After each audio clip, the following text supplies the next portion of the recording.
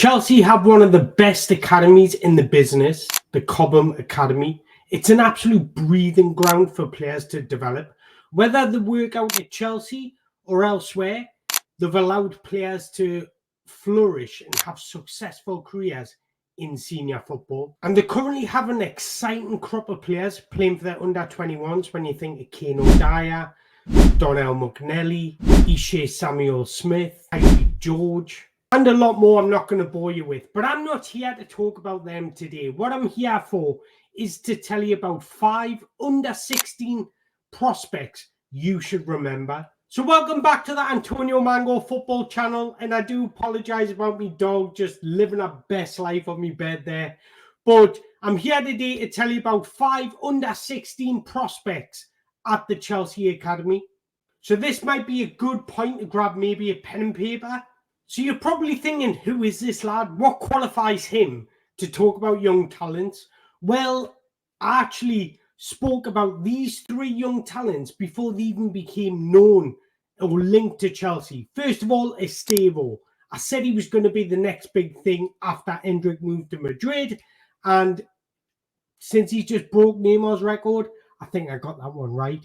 Malo Gusto, who's now excelling at Chelsea. I was talking about him even before he made his debut at Lyon. And then there's also Kendry Paez, who is expected to join Chelsea as of next season. So I'm not saying I always get these talents right, because there's many talents that don't reach the levels that I think they will. But I do get quite a few right.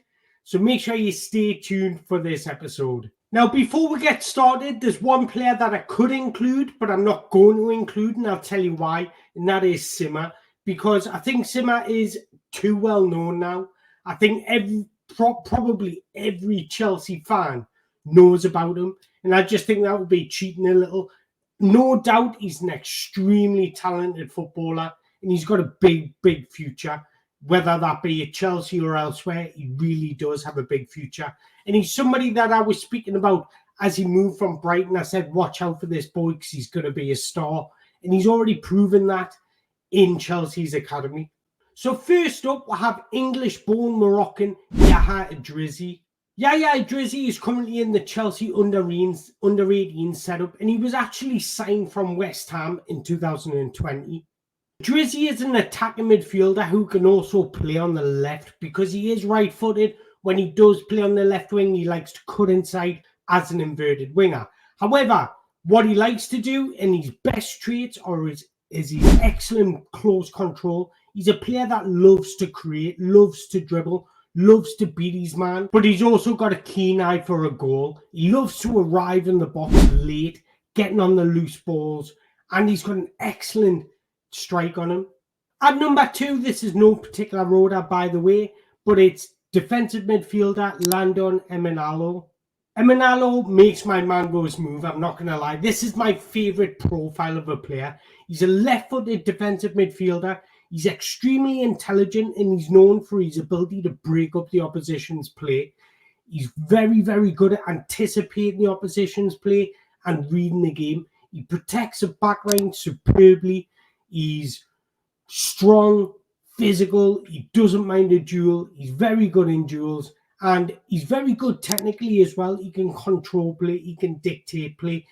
I think he can learn a lot or two from Romeo Lavia. So I think having Romeo Lavia in the senior squad, this is somebody that Emenalo can look up to. There's already been an international tug-of-war for Emenalo. He's eligible to represent the USA, Nigeria, and England. So it's going to be interesting to see which one he does favour.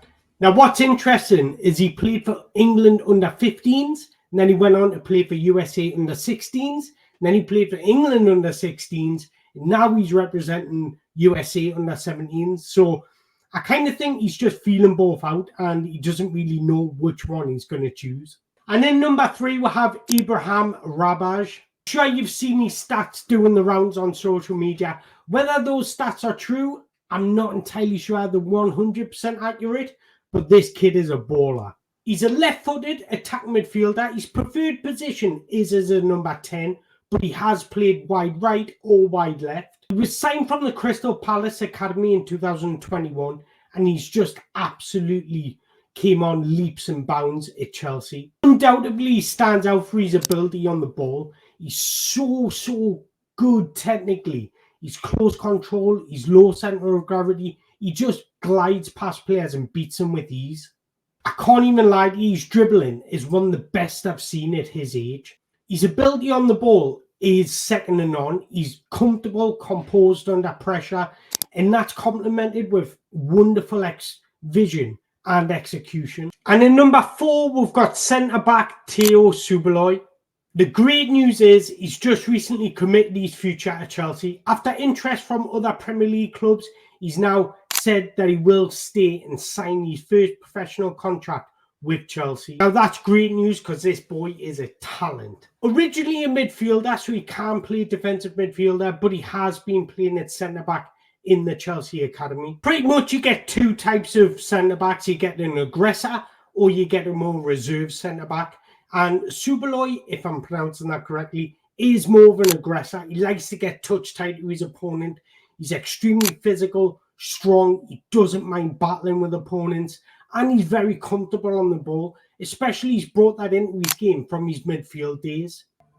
He's tall and he's got long limbs, and he uses those attributes to benefit his game. It allows him to cover large amounts of space when pressing, but it also allows him to keep up with pacey forwards. Now for me, it's extremely rare in young footballers is his leadership on the pitch. He's always commanding, organising, and he's always aware of what's going on around him. And that's an incredibly rare trait in a young footballer. So I can see him, it looks like and sounds like he's got a good head on his shoulders. And I think he's got a very big future at Chelsea Football Club. He's an English-born Nigerian, so he's eligible to represent England and Nigeria at international level.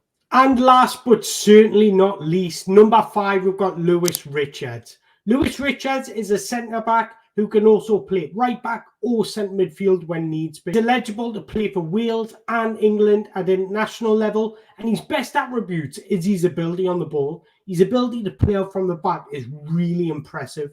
He's comfortable, composed in possession, and he's not flustered under pressure. Now, when it comes to defending, he's a lot more composed than what Theo is. He's not as aggressive.